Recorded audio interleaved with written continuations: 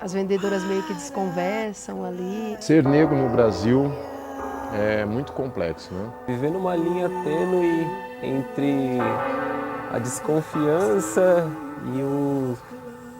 e o achar. A gente já é excluído por ser negra, pobre, né? E nordestina. Aí pronto, aí. Ser negro no Brasil, eu acho que é uma das situações mais contraditórias que existem, né?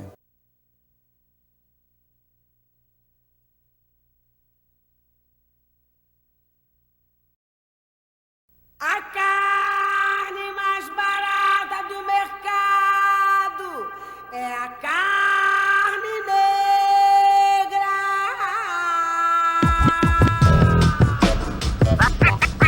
Tá ligado que não é fácil, né, mano? É, mano. Se liga aí. A carne mais barata do mercado é a carne negra. A carne mais barata do mercado é a carne negra. A carne mais barata do mercado é a carne negra. A carne mais barata do mercado é a carne negra. Só cego não vê. Que vai de graça pro presídio e para debaixo do plástico. E vai de graça pro subemprego e pros hospitais psiquiátricos. A carne mais barata do mercado é a carne negra. Dizem por aí. A carne mais barata do mercado é a carne negra. A carne mais barata do mercado é a carne negra. A carne mais barata do mercado é a carne negra. Que fez e faz história segurando esse país no braço, meu irmão. O cabo aqui não se sente revoltado porque o revólver já está engatilhado. E o vingador é lento, mas muito bem intencionado. E esse país vai deixando todo mundo preto e o cabelo esticado. Mas mesmo assim ainda guarda o direito de algum antepassado da cor brigar sutilmente por respeito, brigar bravamente por respeito, brigar por justiça e por respeito. Pode acreditar. De algum antepassado. Para se compreender bem o que é o racismo, é necessário saber, antes de tudo, que a própria palavra racismo tem uma origem relativamente recente. Ela apareceu pela primeira vez em um artigo publicado em uma revista francesa intitulada Revue Blanche, no ano de 1902. Nas décadas que se seguiram, o termo começou a se popularizar em quase todas as línguas europeias de inglês, português, espanhol, etc., sendo usado para denominar as concepções sobre superioridade e inferioridade racial que começaram a vigorar na Europa a partir do século XIX.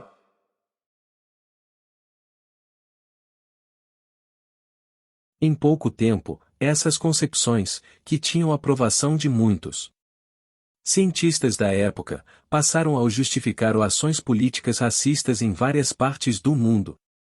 Um exemplo de ações políticas racistas é a organização denominada Ku Klux Klan.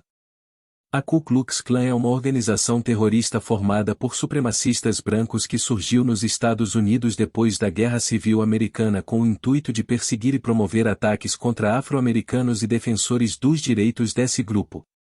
Ficaram conhecidos por suas vestimentas peculiares e por promoverem o espancamento de pessoas. O grupo chegou a possuir 4 milhões de membros na década de 1920 e existe até hoje, mas bastante enfraquecido.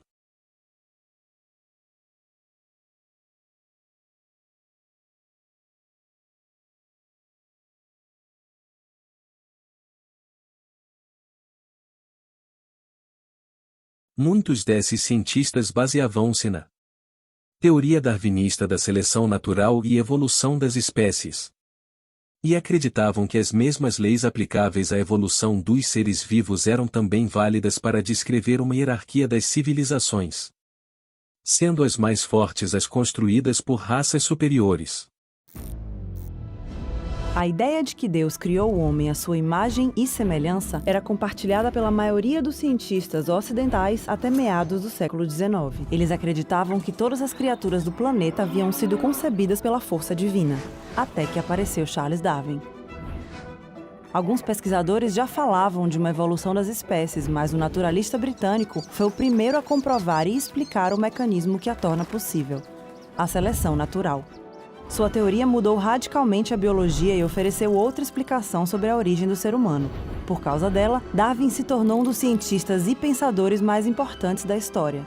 Mas para chegar lá, ele precisou fazer uma viagem extraordinária, centenas de experimentos e refinar as suas ideias por 20 anos.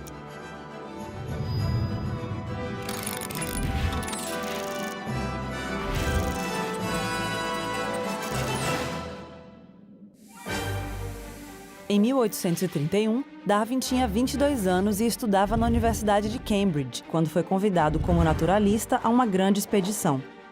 A bordo do HMS Beagle, ele passou quase 5 anos percorrendo vários continentes, a começar pela América do Sul.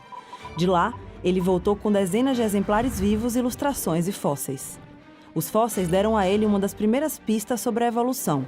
Por exemplo, ao ver os restos de um milodonte, um animal gigante parecido com a preguiça, ele deduziu que a semelhança não podia ser coincidência. Deveria haver um parentesco com a espécie atual.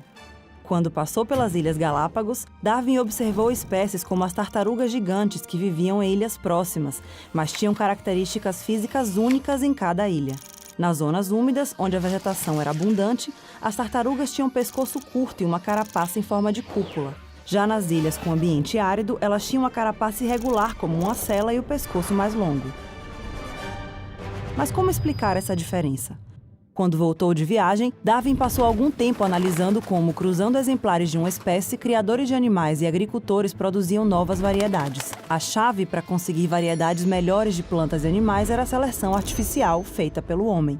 Darwin percebeu que o mundo natural provavelmente fazia o mesmo tipo de seleção, mas não sabia como, até que leu o trabalho de Thomas Robert Malthus, um economista britânico do século XVIII.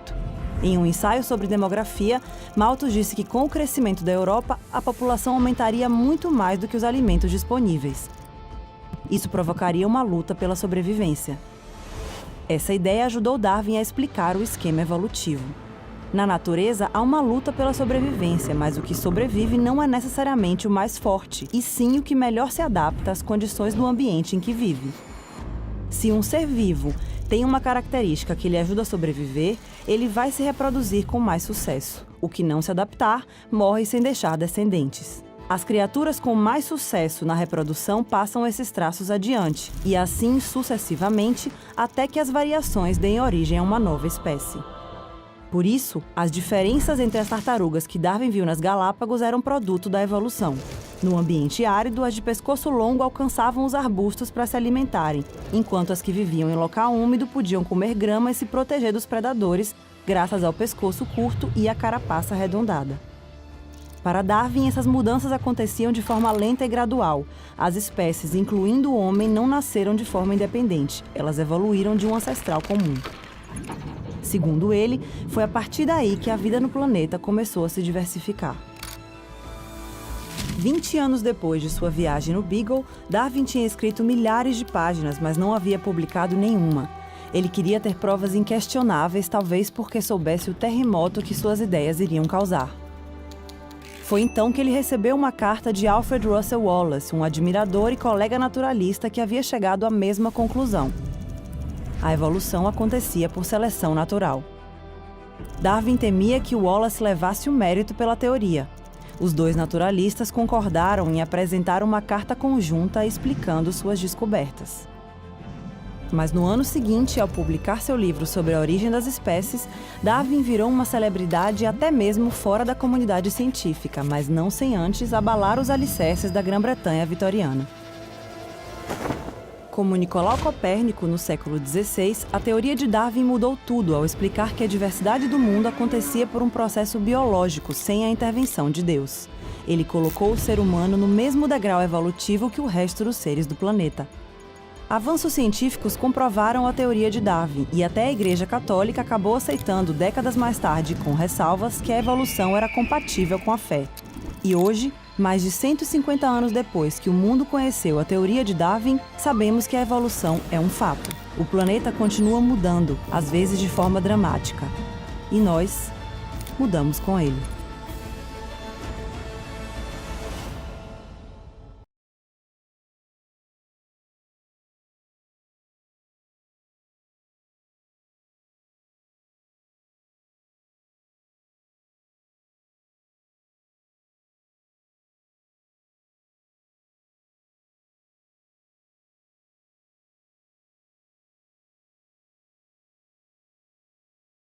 De a subcidadania brasileira, que é esse lugar subalterno onde a gente vai se encaixando enquanto sociedade. Então, quando um cara como Laurentino, com toda a relevância e a intelectualidade dele, toda a capacidade dele de contar uma boa história, se debruça em cima desse tema e compartilha isso com um país como o nosso, eu acho que ele está ajudando a enriquecer uma discussão não só importante, como urgente em 2019, porque a gente está vivendo um tempo onde muitas dessas informações estão sendo relativizadas, né?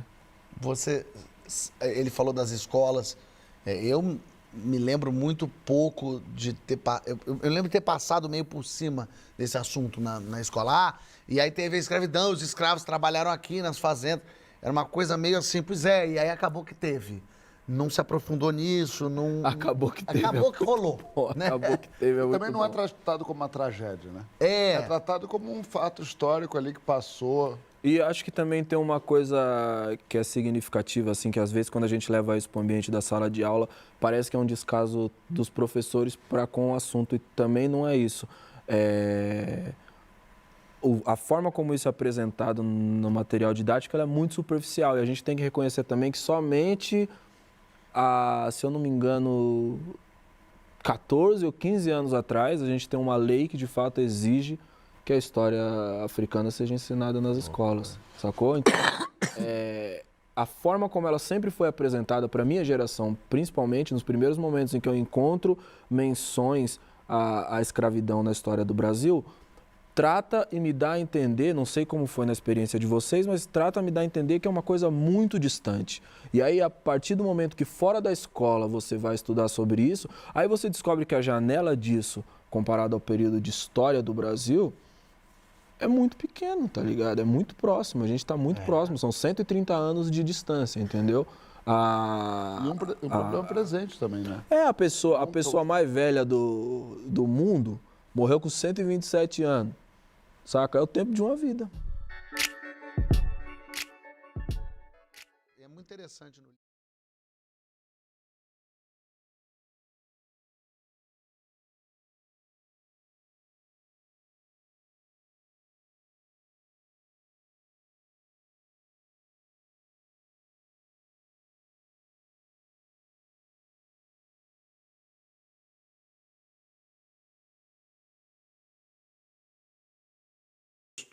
Mas afinal, a ideia aqui é simples, o objetivo desse vídeo aqui é bastante direto.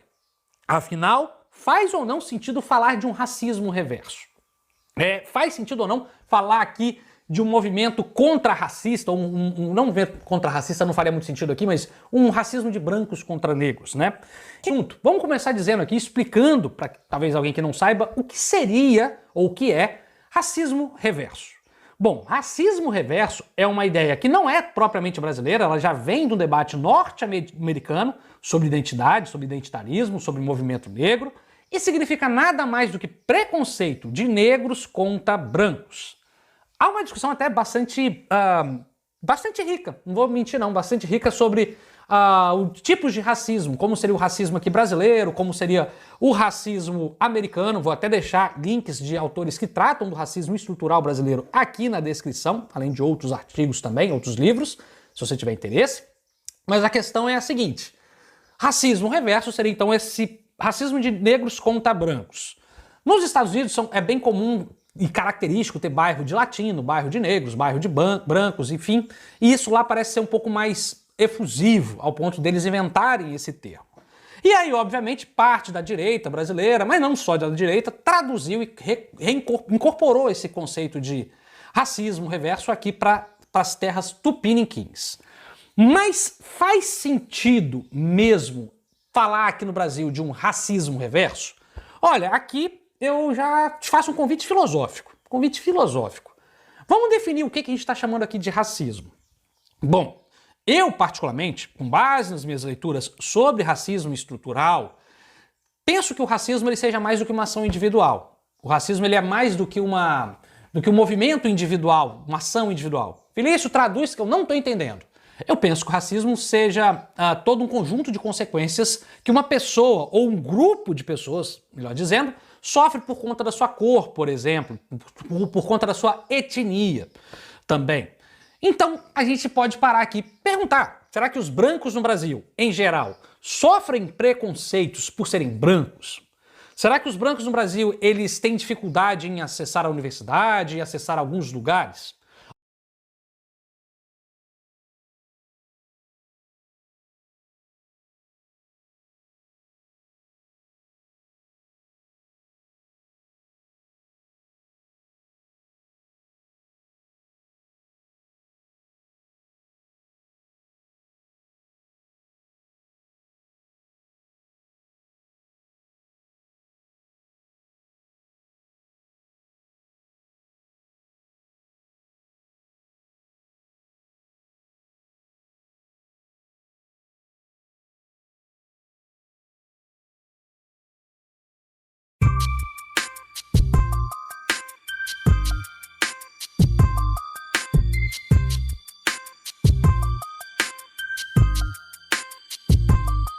Nego drama, entre o sucesso e a lama.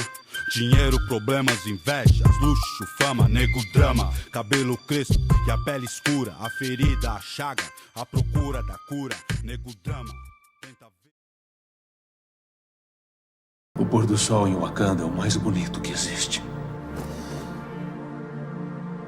É muito lindo. Talvez a gente ainda consiga curá-lo. Então me prender? Não. Só me joga no oceano. Com meus ancestrais que saltaram dos navios. Já que a escravidão era pior que a morte. A chaga, a procura da cura. Nego drama, tenta ver e não vê nada, a não ser uma estrela. Longe, meio ofuscada, sente o drama. O preço, a cobrança. No amor, no ódio, a insana vingança. Nego drama, eu sei quem